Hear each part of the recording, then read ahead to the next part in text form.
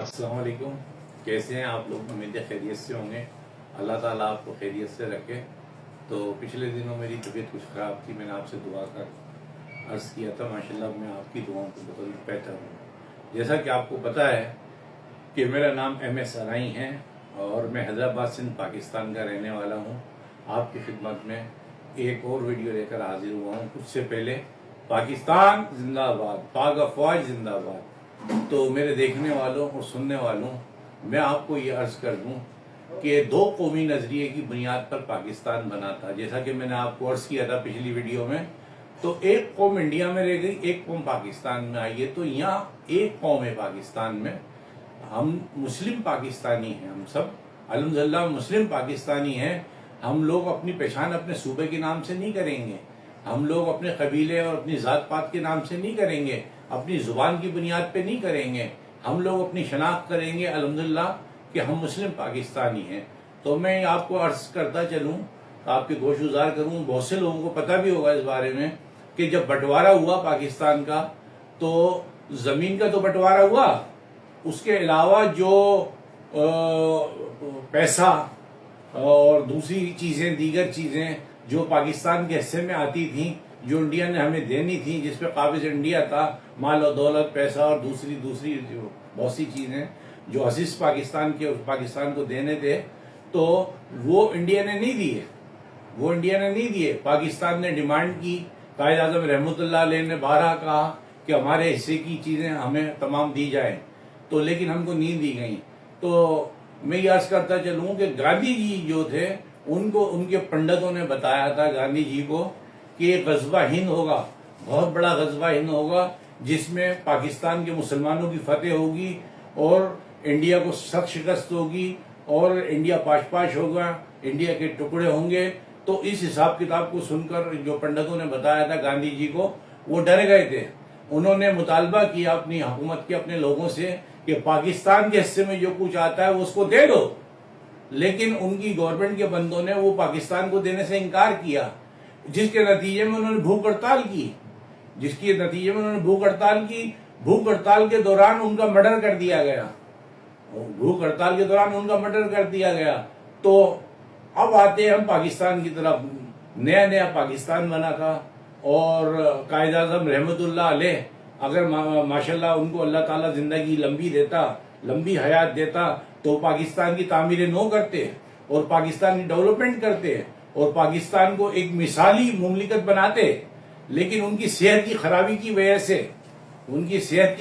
وجہ سے اور عمر کی کمی کی وجہ سے ان کو اتنی اجازت نہ مل سکی کہ وہ پاکستان کے لیے خدمت کر سکے۔ انہوں نے انتھک محنت کر کے، جدوجہد کر کے، لگن کر کے، اپنی ساری کاوشیں، محنتیں، اپنی ذہانت کو بروے کار لا کر پاکستان تو بنایا۔ اور علامہ ڈاکٹر اقبال کا خواب پورا ہوا اور پاکستان مورد وجود میں آیا۔ قائد اعظم کو جیسا کہ میں نے عرض کیا کہ اتنی مہلت نہیں ملی۔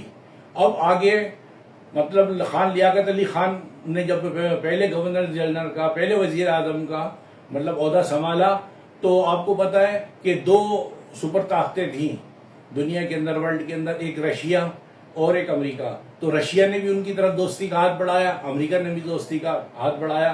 جب وہ رشیا کے دور کو چھوڑ کر امریکہ کے دورے پر تشریف لے گئے، تو امریکہ کے اندر اسرائیل کے ایک وفد نے، یہودیوں کے وفد نے خان لیاقت علی خان سے ملاقات کری اور ان کو گوش گزار کیا کہ آپ اسرائیل کو تسلیم کر لیں تو ہم پاکستان میں اچھی خاصی انویسٹمنٹ کریں گے، ڈیولپمنٹ کریں گے۔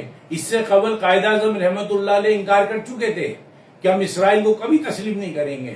قائد اعظم رحمۃ اللہ علیہ صاف انکار کر چکے تھے کہ ہم کسی صورت اسرائیل کو تسلیم نہیں کریں گے۔ وہی موقف لیاقت علی خان نے مطلب اپنایا کہ ہم اسرائیل کو تسلیم نہیں کریں گے۔ وہاں کے جو وفد نے، ڈیلیگیشن نے ان سے ملاقات کی، ان کو سمجھایا، کیونکہ ہمارے بزرگ ہمیں بتاتے ہیں کہ نیا پاکستان تھا، یہاں کچھ بھی نہیں تھا۔ ہمارے حصے کے جو بھی پراپرٹی مطلب جو پیسہ وغیرہ تھا وہ نہیں دیا تھا انڈیا نے۔ تو ہمارے دفتروں میں کاغذ پین تک نہیں ہوتے تھے کام کرنے کے، اسکولوں میں فرنیچر نہیں ہوتا تھا۔ نیا پاکستان تھا، بدال پاکستان تھا۔ تو امریکہ سے ہم نے دوستی کا ہاتھ ملایا، تو امریکہ نے ہماری مالی سپورٹ کی، ڈیولپمنٹ کی، تو کچھ خوشحالی آئی پاکستان میں. تو پھر ہمارے پاکستان میں ڈیولپمنٹ آئی تو لیاقت علی خان نے جب انکار کیا اسرائیلی وفد کو کہ ہم اسرائیل کو تسلیم نہیں کریں گے، اس کے چند ماہ بعد پاکستان آنے کے بعد ان کو شہید کر دیا گیا. وہ لیاقت علی خان جنہوں نے اپنا جان و مال، اپنی ہستی مٹا دی پاکستان کے لیے، اپنی دولت جائیدادیں سب قربان کر دیں، ان کو شہید کر دیا گیا. پیچھے سے ان کے قاتل کو بھی مار دیا گیا تاکہ سراغ نہ ملے. تو میں یہ عرض کر رہا تھا، ہمارے جو فادر آف نیشن تھے قائد اعظم لیاقت علی خان اور دوسرے دیگر ان کے ساتھی، ان لوگوں نے تسلیم نہیں کیا. اللہ اور اس کے رسول نے ہمیں بتایا ہے کہ یہود و نصارہ ہمارے دوست نہیں ہیں، تو پھر ہم کیسے تسلیم کریں گے؟ ہماری فوج پر الزام ہے کہ انہوں نے اندرون خانہ اسرائیل کو تسلیم کر لیا. ایسا نہیں ہے، یہ آپ لوگوں کی غلط فہمی ہے. ہماری پاک افواج اپنے کام میں پرفیکٹ ہے. ہر بات قوم کو بتائی نہیں جاتی، ہر بات قوم کو سمجھائی نہیں جاتی. جب جنگ کا وقت آئے گا، حکم ربی ہوگا، تو دیکھنا یہی فوج اپنی جان و مال کی پرواہ کیے بغیر جانثاری سے لڑے گی. ان میں آپ کو کوئی فوجی جنرل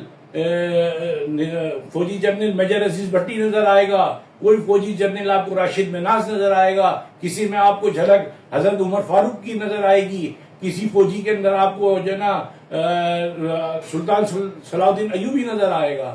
تو یہ پاکستان ہم سب کا پاکستان ہے.